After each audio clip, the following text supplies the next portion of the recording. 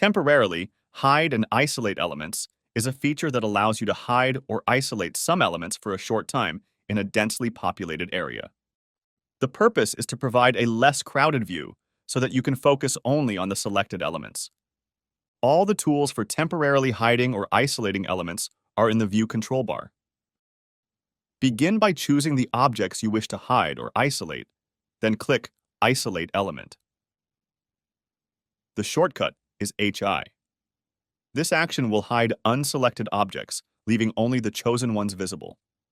Also, a thick cyan border around the drawing area appears, showing that we are using temporary hide and isolate tools in the current view.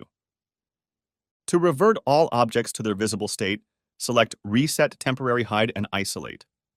The shortcut is HR. And finally, to hide specific elements, select the intended objects, then choose Hide Elements. The shortcut of this one is double H. Using this tool, only the selected elements will disappear this time, leaving the rest unchanged. If you're finding this video helpful, check out RevitGamers.com. Our courses go beyond the basics, bringing Revit to life with hundreds of dynamic visuals and animations that make complex concepts feel easy. This unique training approach is designed to speed up your learning and make BEAM adoption smoother than ever. Every day, more students and companies are joining Revit Gamers Club to elevate their Revit skills.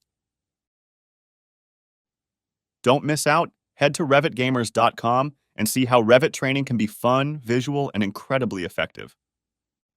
To return to the regular mode, select Reset Temporary Hide and Isolate Elements, or press HR.